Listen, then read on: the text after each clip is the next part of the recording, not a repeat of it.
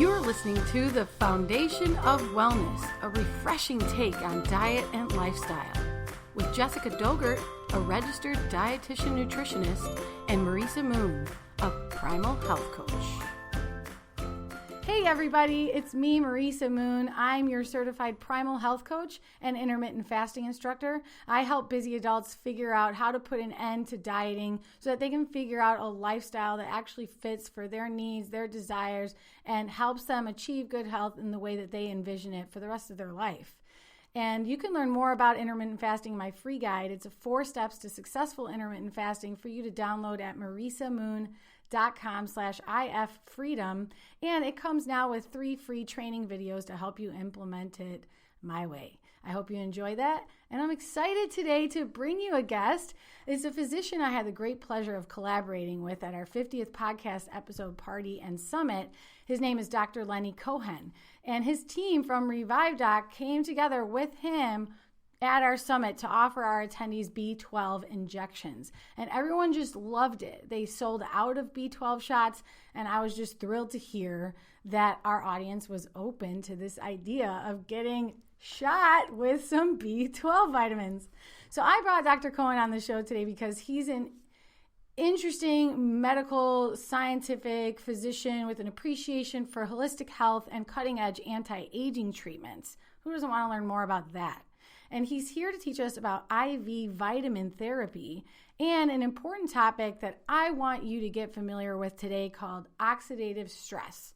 Now, quickly, let me tell you his background before we start diving in. Thank you for your patience, Dr. Cohen. I really want people to know a little bit about you. So Dr. Lenny Cohen is the founder and the medical director and the brains behind ReviveDoc. It's a medical spa and custom IV infusion center in Chicago, Illinois. He's board certified by the American Association of Psychiatry and Neurology with a focus on anti-aging as well as body and brain wellness. And he has a deep understanding of the holistic relationship between all of those elements, which is very important to differentiate. Now, having practiced neurology in Chicago in 2007, Dr. Cohen is now applying his medical experience to enhance the lives of his clients at ReviveDoc. And from IV vitamin infusion therapy and cryotherapy to all these custom wellness programs, every treatment has been designed by Dr. Cohen with his extensive knowledge of medical and physical, biochemical, and nutritional systems in the body so that they can all work together to help you achieve better health. Welcome to the show, Dr. Cohen. I'm so happy you're here. Hi, Marisa. Thank you for having me. Oh, you're absolutely welcome. Your team is awesome, by the way. I just love working with ReviveDoc. Everybody there is so passionate about it, and you guys deliver some great material on your social media and everything. I love it. Thank you. Thank you so much. We try to do our best. You know, so as being a physician, I think one of the things that we forgot a lot, that education is very important for our patients and our client. And some of my colleagues just truly forgot about that. And I think that we need to step back and look at what needs to be done for our patients in order to educate them, to make them step forward and start educating themselves about how they can have healthy life so that can prevent them from taking a pill down the road. Absolutely. I mean, a lot of the work you do must be preventative. Would you say that's true? Yes, it is. Prevention is much easier to do than curing somebody. And truthfully, at some point when patient is sick, you cannot really do anything but to take care of their symptoms at that time. So yes, you are right. I do care a lot about prevention, and this is probably the most important thing in my conversation with my patients, how we can prevent something from happening. Yes. Well, there is a small segment of our audience that's just striving for optimal performance and looks and longevity, but a lot of people turn to nutrition and wellness or podcasts like ours because they're dealing with pain and symptoms and chronic disease, and they're looking for answers. So let's get into a little bit about IV therapy, but instead of like an anti-aging or, a luxury treatment, what are some of the ways that IV infusion therapy helps people with, debilitating or frustrating symptoms that we deal with today? Well, let's start with basics. Actually, it's like everything what I do, I like to call it back to basics, because what we do, we applying biochemistry knowledge to human body. And ultimately what we're trying to do is to hijack your biochemical processes and make your body do what we want it to do instead of falling into a predicament of developing this mitochondrial exhaustion and fatigue, et cetera, et cetera. So why do we do IV? It's very simple. You introduce medication and fluids in a rather rapid fashion. As you probably know, not everything what you eat can be digested or will be digested. Gut health is very important, but unfortunately not everybody can say that the gut is working to the extent as it need to. Sometimes it's related to the food they do take, or sometimes it can be due to underlying diseases or even genetical diseases. In either way, what we try to do, we try to introduce some of the essential vitamins as well as amino acids to help with some of those processes. And the reason why we do it via IV, once again, because number one, it's fast. Number two, sometimes you simply cannot absorb the amount of product that we want to. I'll give you an example with vitamin C. Vitamin C is water-soluble vitamin, and you can take pounds of that, but it does not mean that you will absorb it. You will absorb just a few grams of that, and then it's just going to get rid of it. It's like you will not have it anymore. While we put it via IV infusion, everything what we introduce to your bloodstream will end up in a bloodstream. Wow, that's interesting, especially because I've looked into IV treatments before just to kind of see what is the controversy around it. And you'll hear some claims like, oh, it's just expensive urine when you're getting those injections. But you're saying it's going into the bloodstream, so it's different than if we were taking it as a supplement. Is that right? Absolutely. Supplement is a billion-dollar industry. IV therapy is not really into competing with that by any means. IV therapy is specifically for people who are willing to do this and interested to do this and want to achieve something else. Truthfully, in many cases, if you eat healthy, you don't need to have supplements. And it's like a lot of the vitamins are already present in our food. What we try to do is, once again, we try to hijack biochemical reaction in your body. And unfortunately, you cannot do that just with oral supplements. You need sometimes mega doses of those amino acids or vitamins to do that. And like you said, some of us can't absorb the nutrients from the food. There's so many things about the way that we prepare foods, the way that our GI tract and microbiome are, that we're trying to eat healthy. We're trying to do everything right, but still we're deficient in certain nutrients. Yes, you're absolutely right. We're having this conversation with our patients and our friends all the time about how food intake in Western Hemisphere changed dramatically in the last 50, 60 years. Portions got bigger. The food became more the carbohydrate-based food or more processed food. And that pretty much leads to some unhealthiness that we have. So how can you eat healthy? I think that you probably can answer the question better than I can. But patients that I deal with, in many cases, they simply need that little boost, need a little bit of extra what diet itself does not really provide. Yeah, absolutely. So let's get to like visualizing this. Okay, someone's listening to this. They've heard for the first time. They didn't even know that IV therapy works. Is it like a hospital? What's the experience like? Is it painful? Okay, well, I'm on the opposite side. I'm the one who is poking patients when my nurses are not available. So I cannot really say if it's painful or not. But we do provide special creams, sprays that will anesthetize your skin if you're really concerned about pain. But most of my staff is pretty good with getting IV access. Let me just give you a little bit of background. Why did we start to do this? Yes. As you pointed out, that I've been practicing medicine for quite some time, and I think every physician at some point reaching this breaking point when we realize that Western medicine is no longer working, and you start to look for alternatives. And for me, initially, it was something called hyperbaric medicine, and truthfully, that's a whole different topic. We can talk about this some other time.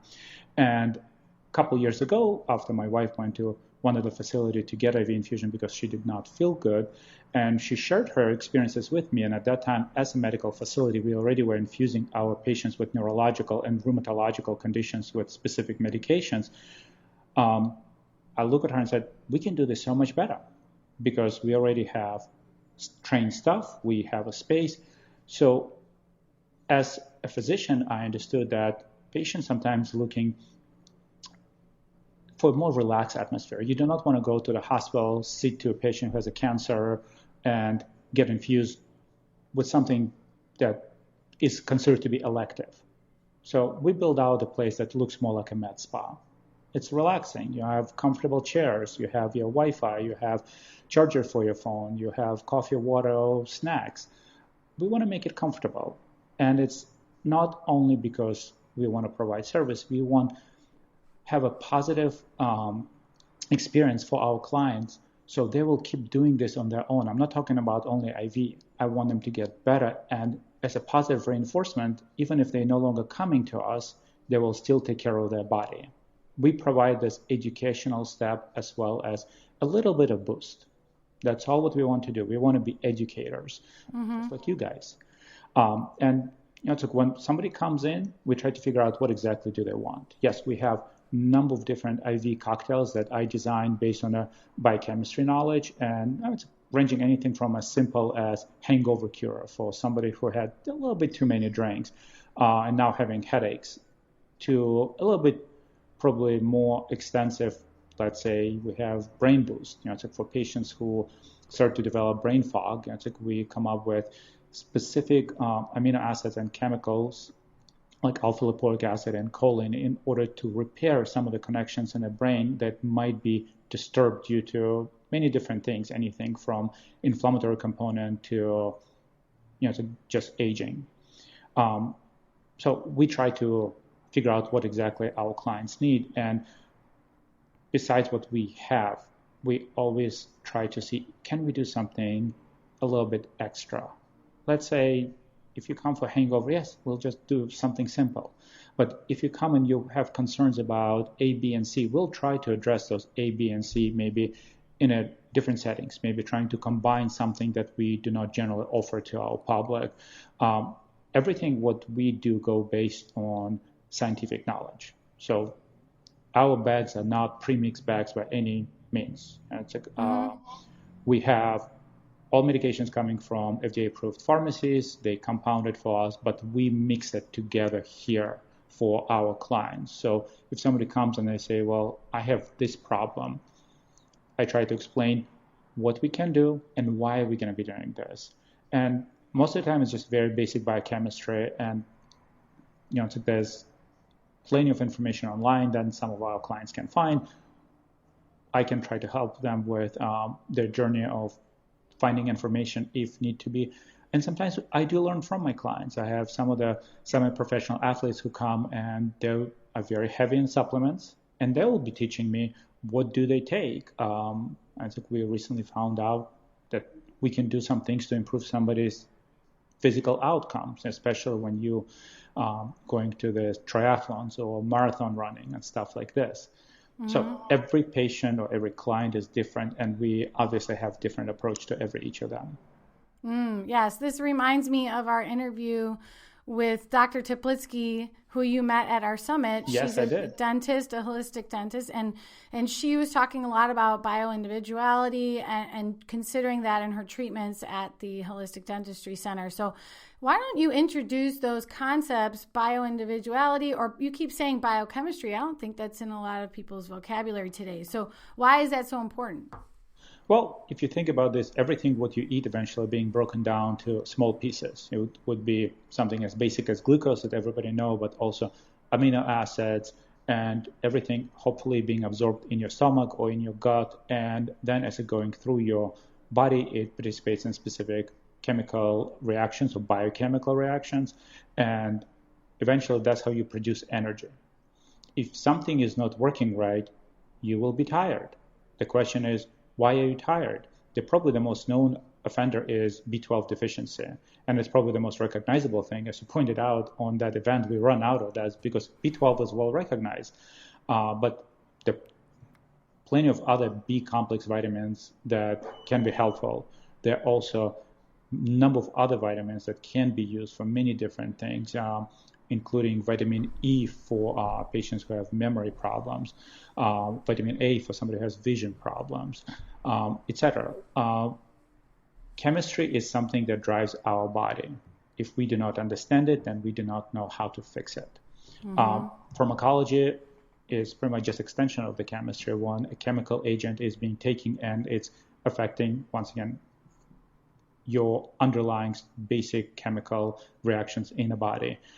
We try to not exactly avoid it. I'm still a practicing physician. I do prescribe medications, but what we try to do is we try to introduce holistic approach to that. And I truly believe that adjunctive therapy between wellness with a holistic approach and traditional Western medicine will provide the best results for our patients and clients. Yes, I think you're right. And when you're talking about that chemistry going on in our bodies, that is often referred to as these biochemical pathways, right? Yes, there are a number of them. Most known is probably something called Krebs Cycle that is producing energy. And pretty much everything that we do is a biochemical process. It's like that starts with very basics, and then you'll have something like B12 as a cofactor, meaning that it's just participating or speeding up that reaction, and deficiency of that will affect it. The same thing can be said about folic acid. It does the very same thing. But on top of that, we know, for example, that a megadose of vitamin C can affect your immune system.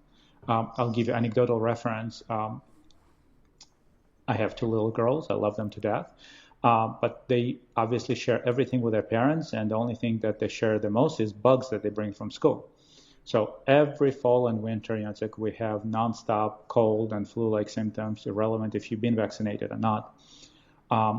Last year, I decided just to get infusion of megadose of vitamin C. And as a physician, I go to the hospital. Besides the fact that my girls bring some lovely stuff home, my patients share the same thing. So I got that infusion, and the last year was the first year when I did not have neither flu-like symptoms or cold for the whole winter. What a relief. Oh, trust me, it felt like a blessing. And I'm not saying that everybody can respond the same way, but there's a well-known literature that describes benefits of megadose of vitamin C for your immune system. The same people who have flu-like symptoms, they will go and get some candies or lozenges that have some zinc, because it demonstrated that supplement of zinc helps with some of the viral illnesses. Well, we introduced zinc via IV because then once again you do not have depend on your gut, and you can have higher dose of that being absorbed. So a lot of different things that we do, as I pointed out, just truly go based on individual aspect of each patient. And if we need to tweak it, we'll tweak it next time, and we'll try to get to the best results that our patients have. I'll give you another example. So as a practicing neurologist, I deal with a lot of patients with multiple sclerosis. And there are a number of medications that FDA approved for treatment of multiple sclerosis as so-called disease-modifying agents. And some of them can be introduced via IV. Not a long time ago, one of the article came out saying that alpha-lipoic acid, which is a biochemical compound, is decreasing the level of atrophy of the brain. And the atrophy of the brain is pretty much shrinkage of the brain that predicts the biggest disability that one can have. We started to infuse our patients with alpha-lipoic acid, like once again, to introduce to the higher amount in a rapid fashion. Every patient who we infused demonstrate benefits. Wow. So once again, it's one of those examples when you can combine traditional therapy with somewhat untraditional approach. Yeah. And are you doing any sort of testing so that you know which, so they don't overdose on certain vitamins, or so they don't? Overdosing on vitamins is not as simple as one thing. Even something like vitamin D that everybody's learning in med school, that you can overdose on vitamin D because it's affecting calcium reactions. We did some research on our patients who got megadoses of vitamin D, and nothing really happened to them. Not that we should practice something like this. We definitely have to be careful, but in most cases, high dose of vitamins will not do anything, at least in a short period of time. As I pointed out, we do not do this to supplement vitamins. We do this to hijack our own body and make it do what we want it to do. It's not just supplementation. Yeah, it's really like a temporary intervention, yes. right? And there's certain vitamins that need to be in balance, like you're talking about zinc, but since it's like in one day, just in one moment, you don't have to worry about like the zinc copper balance or things like that, right? Well, in most cases, we do not do testing for a few reasons. Reason number one, it's not always accurate. Reason number two, even if it is accurate, what it does, it's giving you a range. Like I'll go back to vitamin B12.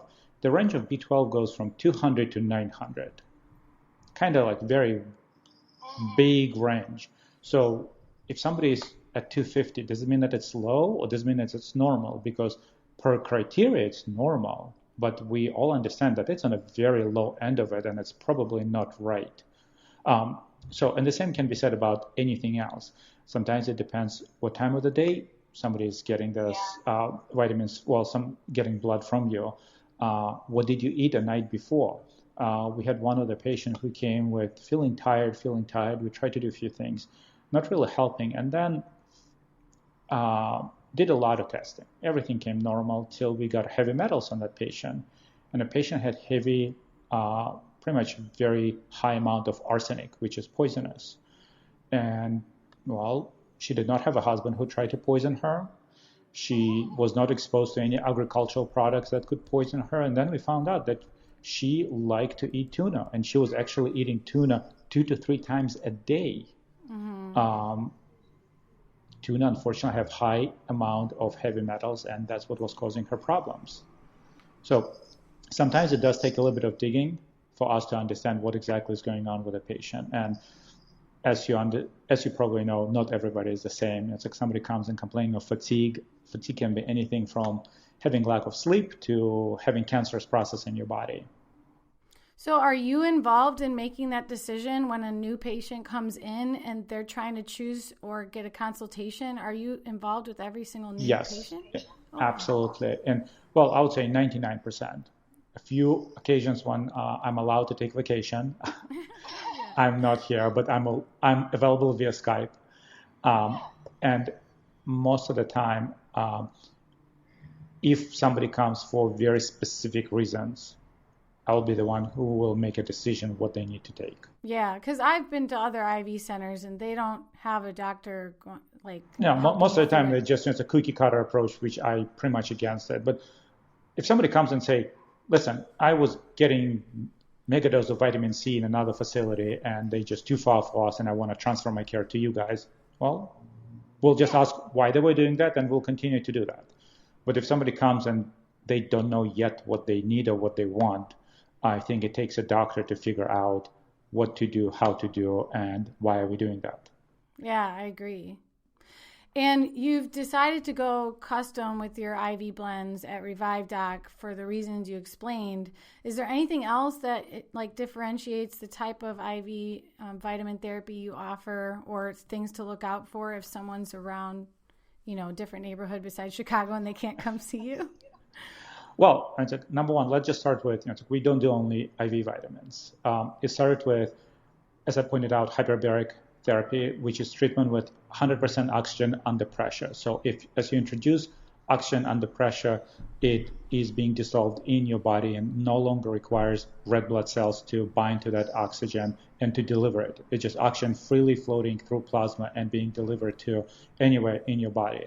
We do it for medical conditions, like somebody who had radiation for their cancer, for example, and developed delayed radiation injury, which is relatively common. It's 15 to 20% of those who had radiation done for their cancerous process, to off-label use, because there were data that demonstrated that use of hyperbaric therapy decreased amyloid plaque in patients with dementia. Wow. I try not to treat patients with advanced dementia because I think at that time we have relatively low probability of benefits, but I truly believe in preventive therapy. And once again, Alzheimer's dementia does not start in 70s, it starts in your 50s. You just do not know that yet, but your brain is already being affected on a histological, microscopical level, and eventually it's no longer can tolerate that insult, and in your 60s and 70s you will develop a disease-like processes. So that was the first step that we did, it's like introduction of hyperbaric therapy. And in the last year or so, we introduced cryotherapy for mostly for athletes for quick recovery, but cryotherapy also has some benefits for patients with anxiety and depression, for example.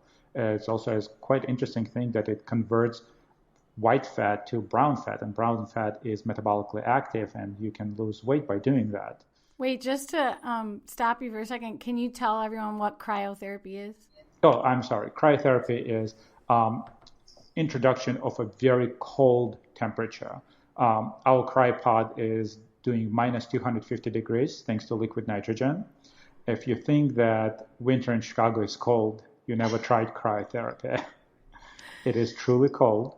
But like once again, this cold temperature is producing some of the benefits. It's constricting your blood vessels, but what happens afterwards, your blood vessels dilate, so you start to have more of the blood flow through your muscles. That's why athletes are recovering. It's also because you're introduced to kind of extreme thing, you start to produce endorphins, and as a natural reaction to that. So I have some clients who come and they just like that feeling. They feel excited after that. They feel like they're ready to conquer the world. There are also those studies that demonstrated that it helps patients with depression and anxiety. So we use everything just as a part of the modality. I do not believe in one thing that treat all. There's really no silver bullet or panacea in medicine. You always need to have comprehensive approach that helps patients to overcome their difficulties. Yes. And so from hyperbaric therapy, cryotherapy, we expanded to IV therapy. And so we introduce it to our patients. And I always tell my patients that when you come to a doctor's office, we have a lot of things to offer, and we'll work with you to decide what works for you. Doesn't mean that everybody should be in a cryo chamber or in a hyperbaric chamber or in IV therapy. We try to figure out what do you need or what do you want. And sometimes it's like you just need to try it and see if it works. Yeah, absolutely. Okay, cool. We learned a lot, and everyone can check out the ReviveDoc.com. Is that correct? Is that your website? TheReviveDoc.com, yes. Okay, great. And we'll include that in the show notes as well, because you do offer a lot of cool anti-aging treatments like PRP injections. Is that correct? Yes. Well, so PRP injections are mostly helping with looking good. I understand that we all want to look good. It's just as important as to feel good. So we do PRP injections for kind of rejuvenation of the skin. It's also shown to benefit with a hair growth. So we do that. So anti-aging wise, it's like we mostly do IV infusions. There's something also called NAD+. I'm not going to be saying what it stands for because it's really a mouthful. Most people not going to be able to remember that, but it's a very interesting compound. And like once again, we don't do anything that you naturally do not have in your body. NAD+ you normally have in your body. It's just as you're growing older, the levels of that are decreasing dramatically, and it seems to that it's affecting how our cells are dividing. And when you don't have enough of that, some of the component like NAD+, your cells no longer going to divide and eventually going to go through something called apoptosis or programmed death. So like once again, hijacking that system, and hoping that that will give that necessary boost for our patients, not just for their energy, but also for their cells to replicate and continue the life cycle. And today it's almost like we're aging faster than ever in some ways, and that brings us into I thought that 40s is new 30s.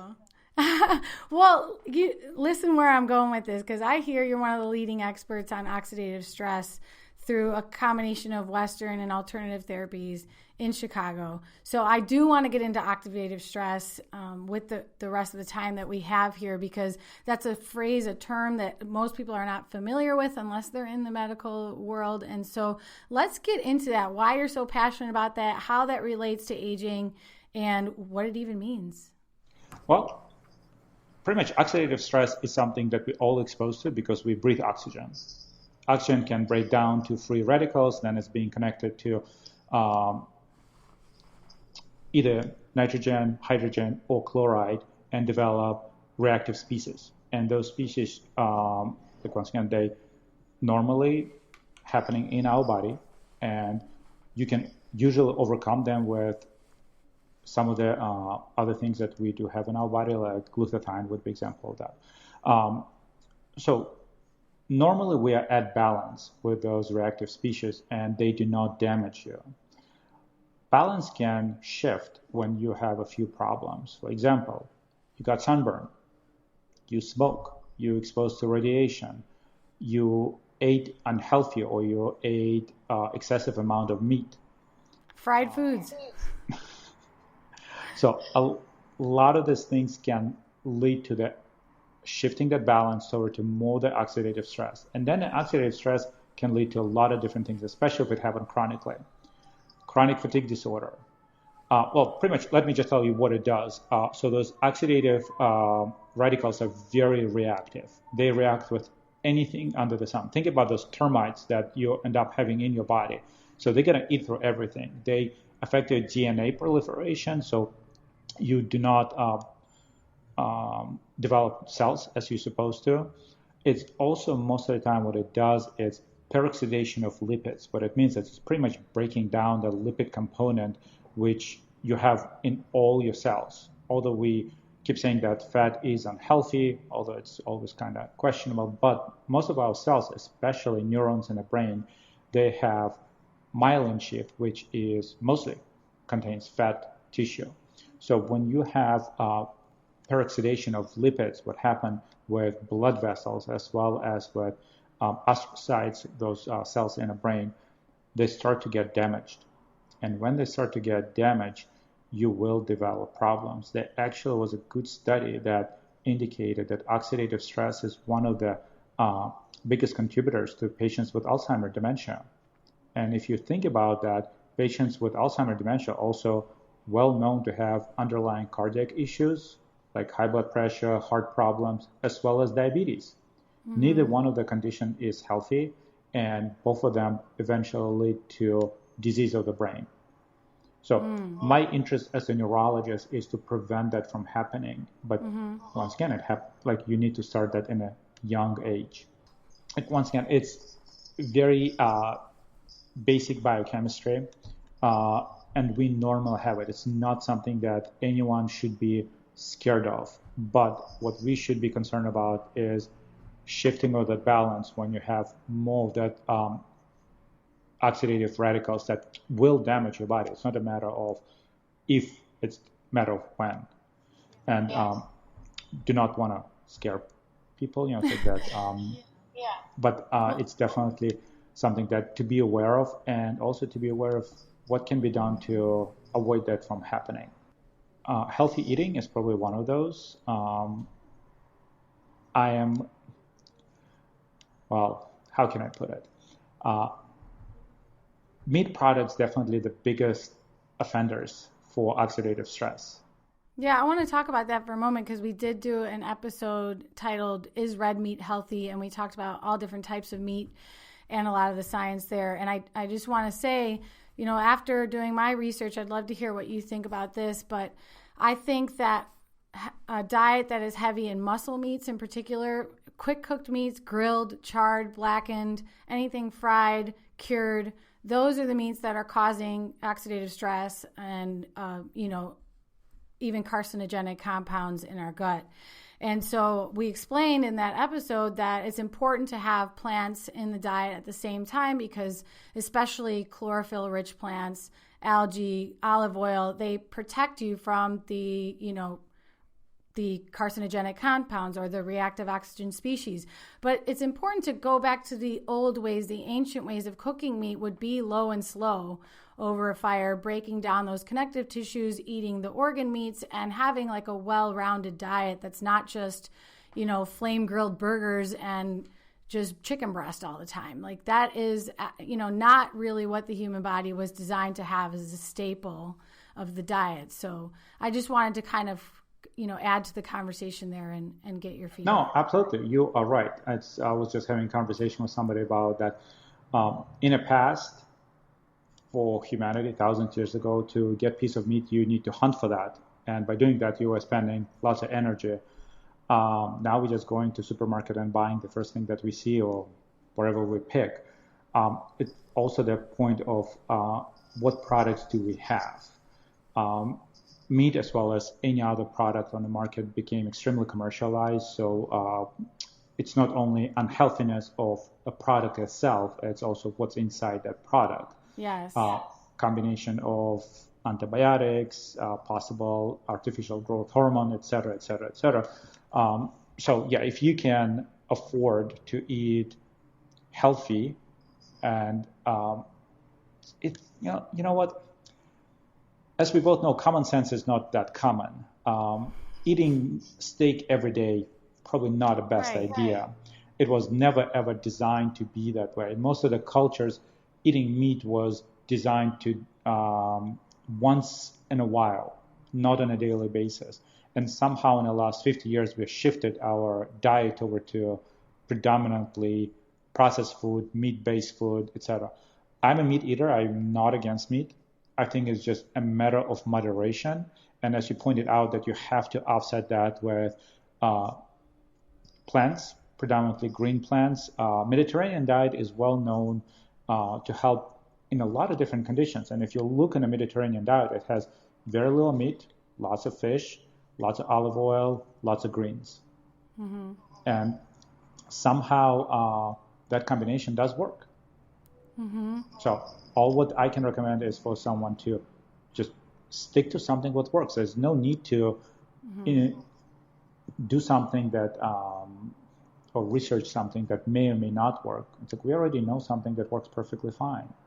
Yeah, I mean, there's all different ways that we can come at this conversation, but I do appreciate your input. And I know that it's really important for our listeners to know you have to understand what works best for you as well. And you have to respect the whole animal because it was intended to be eaten nose to tail. And if we're just eating chicken breast and steaks and burgers all the time, then you're not getting the nutrient density that you need, and you're probably getting more toxins than you're signed up for. So unfortunately, you're right. Yeah, keep that in mind. I love this conversation, and I want to tell you a personal story, Dr. Cohen, about oxidative stress, because when I was seeking a functional medicine practitioner probably 4 years ago, I had chronic fatigue and all sorts of issues with energy and brain fog, and my oxidative stress test results were like through the roof, like as far in the red as you can go, like warning on the results, like you got a problem, lady. So I was like freaking out, but I didn't know that I wasn't getting any deep sleep at that time. So eventually that's what solved all my problems, even though we tried a million different things. I was on a weird schedule. I was bartending really late hours till 5 a.m, 2 to 3 nights a week. And I didn't have a regular sleep-wake routine. And then on top of that, I was waking up constantly throughout the night, and a sleep tracker helped me realize that I was never getting into deep sleep. So can you imagine how exhausted I was all the time? Yes, because you were not recovering. Yeah, and my oxidative stress was probably through the roof because of that as well, right?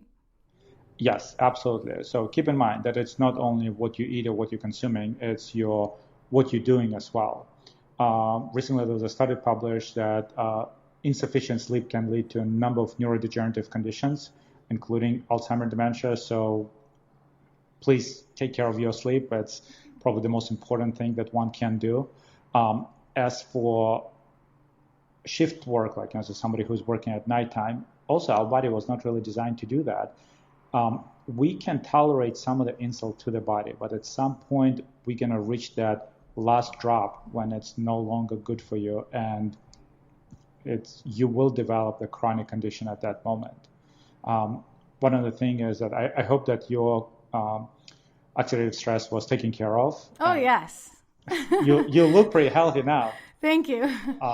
But some of the things that we do for our patients is, for example, is regular infusions of something called glutathione, which designed to remove those oxidative species, as well as infusion of alpha-lipoic acid that designed to do exactly the same thing. So once again, it's not something that you do not have in a body. You have it in a body. You just might not be enough. A lot of things as we're growing older, decreasing in concentration and really not able to take care of your needs. So all what we do is just that necessary boost. Mm-hmm. That's all that we can offer. Mm-hmm. Yeah, I'm glad that we're having this conversation, and I think it's good to get everyone familiar with the term oxidative stress. Is there anything else that you would like to say about our lifestyle choices or anything that we're doing, in the hectic modern world that contributes to an increase in oxidative stress, or anything else you want to leave us with? You know what? The one thing that I can recommend is, as you pointed out, in this hectic world, stop, take a deep breath, and relax. Besides eating right, exercising right, sometimes you need to do something called meditation. It really does help with a number of different neurocognitive functions, but also it allows your body to get back to the baseline. We keep pushing ourselves to the limit for no really good reason. And I understand it's 21st century. Everybody live, as fast as you can. But sometimes you just need to take that breather, relax, have conversation with your loved one, take a meditation class, eat something healthy, sit by the lake, and just be grateful that you have that beautiful day for yourself. Wow, that sounds perfect. Sign me up. I think that's exactly what I plan to do this weekend. Awesome. I'm glad that you make the time to do that, and you and your whole team are just a picture of health and set a great example for us. I'm so glad you could take this time to talk about all these new, innovative, and important topics and treatments that you offer. Before we wrap up, is there anywhere you want to lead people to learn more, or any last little bit of knowledge that you'd like to share? Well, once again, I think everybody's individual, so I cannot give advice to everybody at once. Take care of your body. If you do have questions, please visit our website, therevivedoc.com. You can schedule an appointment on that website. We are open 7 days a week. We would be more than happy to talk to you to find out what we can do for you, how we can help you. Most of the time, what we do is comprehensive approach. We try to work with your physician if you want to, but most of the time, most important thing for anybody to do is to make this first step. Yeah, what's the first step? The first step would be to decide that you need something like this. Mm-hmm. We all live in denial, thinking that we are perfectly fine, that nothing is wrong with us. Most of the people do not realize that our body might be suffering before you have any symptoms of that. So as we talked in the very beginning, I strongly encourage preventive measures to keep your body healthy, to keep your brain sharp, so you will be able to function for as long as possible at 150% capacity. Well, before I let you go, I really want to know, what is your favorite treatment that you give for brain function? For the brain function, it's usually a combination of alpha-lipoic acid and choline, as well as some B-complex vitamins and vitamin C. Vitamin C is a very strong antioxidant. And it helps. Once again, keep in mind that brain by itself rarely has problems on its own.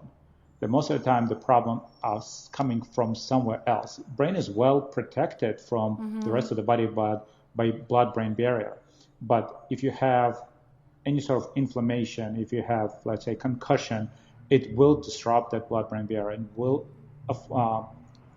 affect your brain to the point that you have brain fog or inability to process things adequately.